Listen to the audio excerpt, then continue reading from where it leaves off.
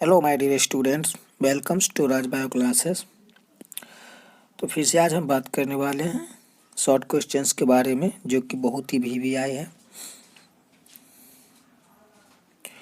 तो चलिए बिना समय को स्पेंड किए हुए, ठीक है। देखिए, पहला क्वेश्चन है कि बीटी कॉटन से आप क्या समझते हैं। तो इसका आंसर हो जाएगा बीटी कॉटन। देखिए, बीटी कॉटन, इसको डैश दे करके तब आंसर देना स्टार्ट कीजिएगा कि यह पीड़क प्रतिरोधी फसलों का निर्माण है जो पीड़क नाशकों की मात्रा को कम प्रयोग में लाती है।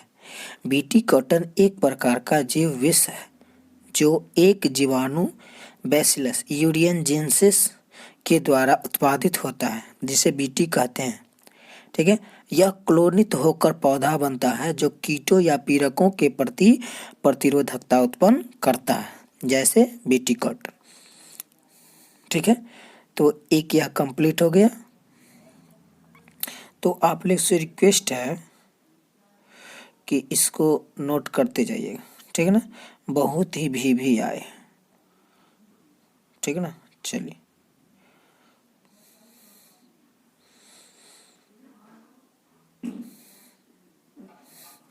देखिए दूसरा क्वेश्चन कहता है कि न्यूक्लियोसाइड एवं न्यूक्लियोटाइड में क्या अंतर है।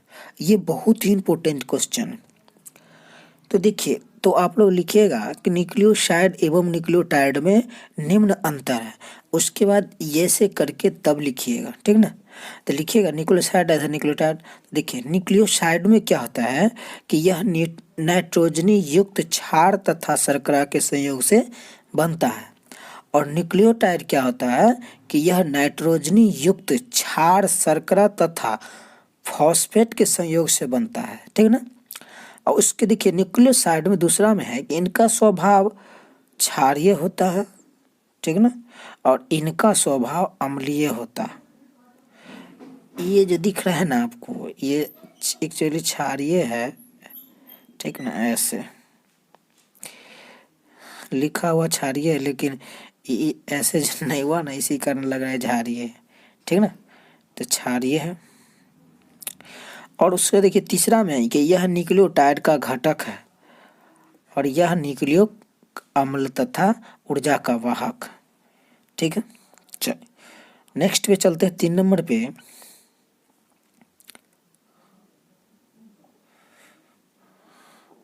अच्छा, ऊपर कर देंगे, नहीं ना। देखिए, कहता है लघु बीजाणुधानी तथा गुरु बीजाणुधानी में अंतर बताए। तो लघु बीजाणुधानी और गुरु बीजाणुधानी में निम्न अंतर है।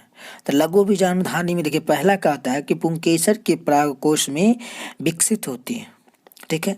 और गुरु बीजाणुधानी में अंडक के अंडाशय में जरायु से विकसित होती है। इन्हें सामान्य बीजांड कहते हैं, ठीक है। देखिए उसके बाद देखिए दूसरा में कि लघु बीजाणुधानी बाह्य त्वचा, अंतर स्तर, मध्य स्तर तथा टीपीटम से घिरी होती है, ठीक है। और गुरु बीजाणुधानी में कि यह बाह्य तथा अंतः अध्यावरण से घिरी होती है, ठीक ना। उसका तीसरा देखिए कि लघु बीजाणुधानी में कि अनेक लघु बीजाणु मातृ सेल्स से अर्धसूत्रीय विभाजन द्वारा असंख्य लघु बीजाणु बनते हैं। और इसमें क्या होता है गुरु बीजाणुधानी में कि एकमात्र गुरु बीजाणु मातृ कोशिका से अर्धसूत्रीय विभाजन द्वारा 4 अगुणित गुरु बीजाणु बनते हैं। इनमें से 3 नष्ट हो जाते हैं और एक गुरु बीजाणु एक्टिव रहता है, ठीक है। चलिए, तो इस तरह से हमारा क्वेश्चन कंप्लीट हुआ। अब चलते हैं नेक्स्ट। नेक्स्ट क्वेश्चन कहता है 4 नंबर कि पूर्ण प्रभाविता एवं आंशिक प्रभाविता में अंतर लिखे। ये बहुत ही इंपॉर्टेंट क्वेश्चन है, पर एकदम एग्जाम में रट के जाइएगा एक बार, उसके बाद आप कहिएगा, ठीक है। देखिए, पूर्ण प्रभाविता एवं आंशिक प्रभाविता में निम्न अंतर है।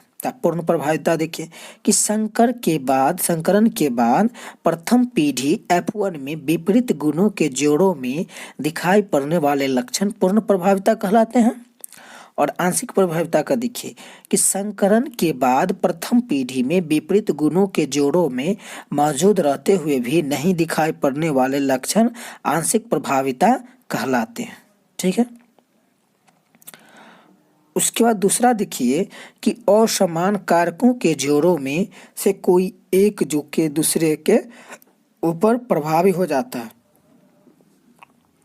और आंशिक प्रभाविता में देखिए असमान कारकों के जोड़ों में कोई एक जो दूसरे से दब जाता है।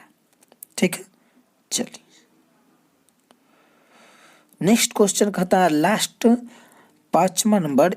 देखिए ये सब क्वेश्चन ना बहुत ही सिलेक्टेड क्वेश्चन है, वीवीआई क्वेश्चन है।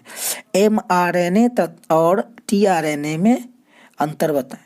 तो mRNA और tRNA में निम्न अंतर है। पहला अंतर देखिए mRNA में कि यह जीवाणु में पाया जाता है और tRNA यह अमीनो अम्ल में पाया जाता है। mRNA यह प्रोटीन संश्लेषण करता है तो यह आनुवंशिक कोड को पढ़ने का काम करता है और यह टेम्पलेट प्रदान करता है तो यह RNA स्थानांतरण के दौरान संरचनात्मक उत्प्रेरक की भूमिका निर्वाह करता है। ठीक है। तो इस तरह से लास्ट हो गया। ठीक है ना। तो आप लोग एक बार पढ़ के जाइएगा। चलिए थैंक यू। तो मिलते हैं नेक्स्ट वीडियो में।